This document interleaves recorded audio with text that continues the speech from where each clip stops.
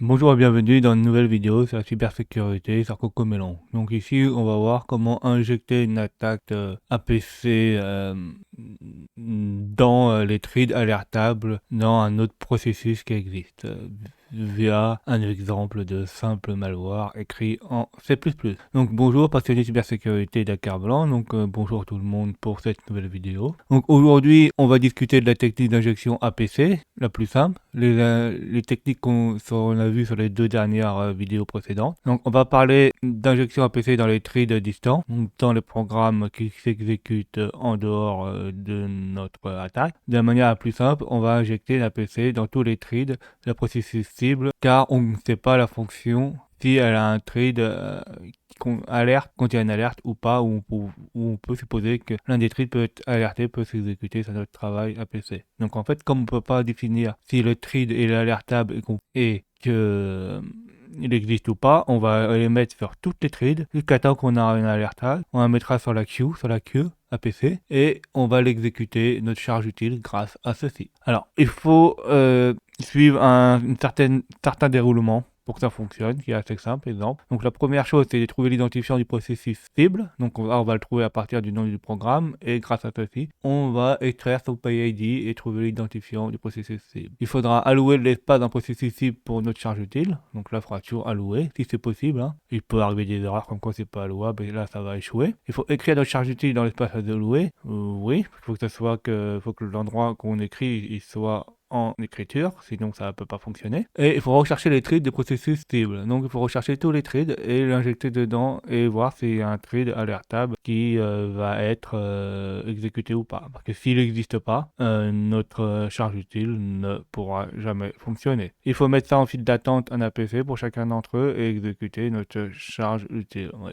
On ne peut pas mettre dans la file d'attente, on ne pourra pas exécuter notre charge utile aussi. La première étape que nous devons trouver, c'est trouver l'identifiant, donc le PID de notre processus cible. Pour cela, on a utilisé la fonction de mon poste précédent. Donc on avait fait une attaque de malware à partir d'un nom de fichier, on retrouvait le PID. Hein. Regardez les anciennes vidéos sur Cocomelon, vous allez retrouver comment ça avait été fait. Donc là, on a la fonction qui est ici, qui va créer un snapshot de tous les process, et à partir de dedans, il va voir est-ce que le processus possède un PID ou pas, etc. Et ça va fonctionner ou pas. Par défaut, le PID est mis à 0. Quand le PID est égal à 0, en fait, ça veut dire qu'il n'a pas trouvé le processus cible. Donc le code source complet de la fonction, c'est celle-ci. Donc comme j'ai dit, on a le PID. Là, il fait un snapshot, donc il regarde qu'est-ce qu'il y a dans les process de système, il initialise la taille, il regarde les infos qu'il a trouvées dans le premier processus le snapshot. S'il réussit, s'il trouve le bon nom du processus, donc le bon nom du fichier par rapport à ceci, donc il met le bon numéro de processus dans PID et il arrête la boucle. Sinon, s'il ne les trouve pas, en fait, ça sera 0 qui sera retourné en PID. Enfin, on peut voir dans le code source qui correspond là, à ici, là, on voit là, find my proc, tout ce que j'ai expliqué qui est ici en int, le snapshot, à partir du while, la recherche si ça existe, avec string compare, il vérifie s'il trouve le nom du fichier, s'il le trouve, il retourne le PID, et là il retourne le PID, et il ferme tout, tout proprement. Ensuite, on va allouer de l'espace dans le processus cible pour notre charge utile, donc on va allouer avec virtual alloc x, et en plus, on va lui dire de le mettre en exécutable lecture écriture. Donc ça, c'est mis dans un autre endroit. C'est mis dans la fonction main, où tout d'abord, en fait, il exécute la fonction qui va trouver le PID. Suivant le PID, il va mettre des messages d'erreur ou pas. Si c'est égal à 0, il va dire qu'il ne va pas le trouver. Sinon, il va afficher le numéro du PID qu'il va trouver. Il va ouvrir le processus. S'il n'arrive pas à l'ouvrir, il met un autre message d'erreur. Et c'est à partir de là qu'il va allouer la mémoire dans RB Virtual Alloc X. Alors, il met pas Virtual Alloc, mais il met X parce que, comme on a dit, c'était un processus distant. C'est un autre programme. Comme vous pouvez le voir, nous devons attribuer à cet emplacement des pages. Donc, la page est mise en exécute, lecture, écriture. Donc, ça, c'est les autorisations qu'il aura. Et c'est-à-dire qu'il peut exécuter, lire et écrire. À l'étape suivante, nous écrivons notre charge utile dans la mémoire allouée. Donc, à partir de write process memory, c'est ici que l'on écrit dans la mémoire notre charge utile. On reconnaît bien là la longueur du payload, donc la charge utile et la charge utile. On va vérifier ça. Donc c'est ici, le pH, le RB, donc la charge utile et la longueur de la charge utile. Donc la charge utile, c'est myPayload. On reconnaît bien la norme myPayload et notre charge utile qui exécute la calculatrice de Windows évidemment. Dans cet exercice-là, on ne met pas de charge malveillante. On n'est pas ici pour faire des bêtises. On est là pour apprendre comment le processus d'un malware, comment ça fonctionne. Donc après, il faut rechercher ensuite les tries des processus cibles. Pour cela, j'ai créé une autre fonction getTid. Donc l'auteur a écrit une fonction getTid. Donc parce que là, on a réussi à retrouver le PID, mais dedans, il faut rechercher tous les threads. Donc dedans, là, il va faire une boucle do while où il va rechercher tous les threads à partir du snapshot qu'il a eu, là, de tout ça, là, de l'empreinte de l'image. Et dessus, là, il va mettre un pushback, donc il va mettre dedans tous les threads qu'il a trouvé dedans. Non, taillé dans l'objet TIDS. Donc, on trouve tous les threads par le processus PID, nous les numérons tous les threads. Si le thread appartient à notre processus cible, nous pouvons donc le pousser, donc l'ajouter en fait dans le vecteur TID. En fait, le vecteur TID, c'est un objet qui possède tous les... On peut empiler les informations TID dedans. Et ensuite, on peut mettre la PC dans le fil d'attente. Alors, d'abord, on va voir où il a mis le getThread. Donc, c'est ici, find process thread par PID, donc le getThread, il trouve ici, il fait la boucle, do while, il va jusqu'au prochain thread. Tant qu'il y a des threads, il continue. Et s'il trouve un thread qui appartient au bon processus, à l'ID qu'on a trouvé avant, et il le push, donc il le met dans le vecteur TID, donc qui appartient dedans. Donc ensuite, il met ça dans la file d'attente et thread, puis il exécute nos charges utiles.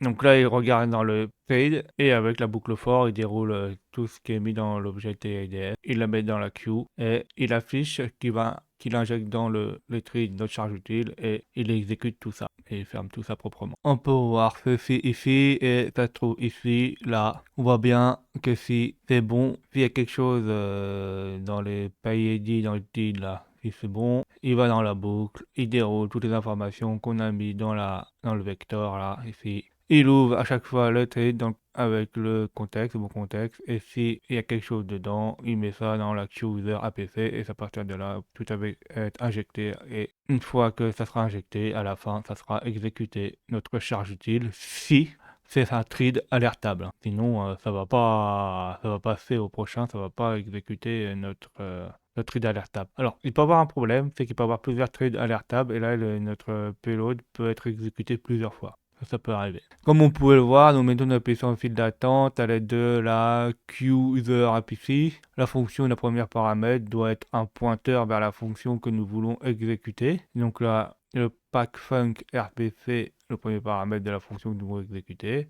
Et le deuxième paramètre, là, qu'on voit qui est le HT, et le handle vers le thread suivant. Donc, en fait, c'est une espèce de liste chaînée où, en fait, on a le prochain handle qui va faire la liste suivante. Je tends un coup d'œil au code source. Pour ça, c'est le code source complet avec la charge utile et les fonctions qu'on vient d'énumérer, etc.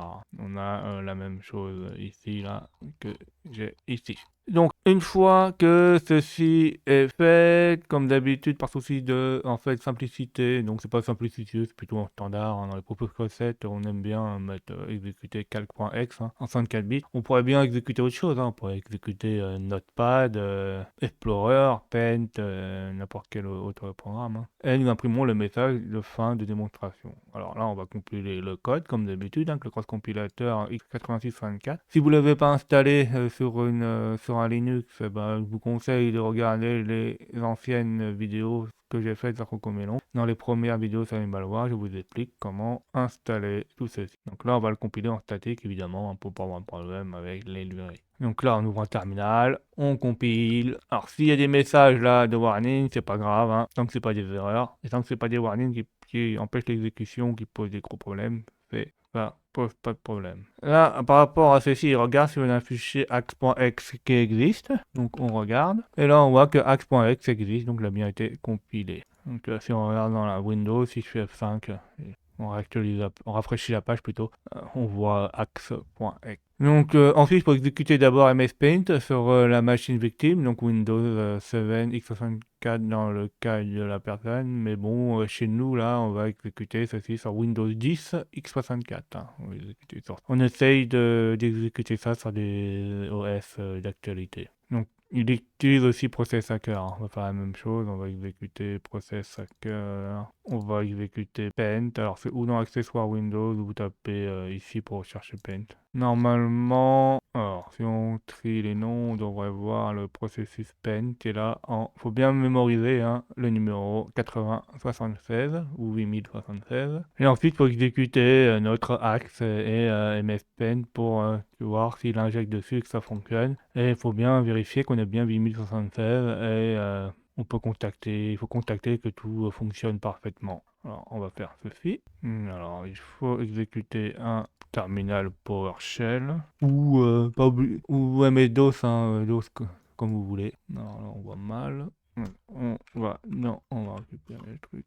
Donc là, on exécute hack.exe avec mspen.exe. Donc là, il faut bien mémoriser le numéro de PID là. 8076, donc 8076. Donc on lance. Là on voit que l'injection se fait et on a bien en 8076. On voit que la calculatrice fonctionne, il n'y a pas de problème. Par contre là on voit que que MSPen plante. Donc ça je ne sais pas pourquoi ça plante. Même là l'auteur il ne sait pas trop pourquoi ça plante. J'ai pas trop cherché à comprendre moi-même aussi pourquoi ça plantait. Hein. Mais l'étape principale, la chose principale c'est que notre charge utile a été exécuté. Donc comme il dit, j'ai remarqué que sur la machine Windows 7 x64 bits, le processus cible est bloqué. Moi c'est la même chose sur Windows 10 x64. Je n'ai pas encore compris pourquoi cela produit. Bah moi de même, mais en plus j'ai pas eu trop le temps de chercher. Ça se trouve c'est le warning là qui se passe, ou il y a autre chose, faudra regarder. Le problème de cette technique c'est qu'elle est imprévisible dans de nombreux cas. Oui, par exemple, elle peut s'exécuter une charge utile plusieurs fois, oui comme j'ai dit plusieurs fois, ou elle peut pas s'exécuter, ou elle peut cracher aussi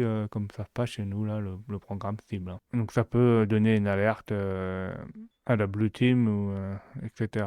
En ce qui concerne le processus cible, je pense que SFHOST ou Explorer X est un bon choix car il est presque toujours détruit d'alerte. Vous voyez, il y a des programmes plus ou moins assujettis à ce genre de choses. Donc j'espère que vous avez appris des choses intéressantes. N'hésitez pas à faire des retours en mettant des commentaires. Mettez des pouces bleus, abonnez-vous. N'oubliez pas de cliquer sur la cloche pour voir les nouvelles vidéos que je mets en ligne.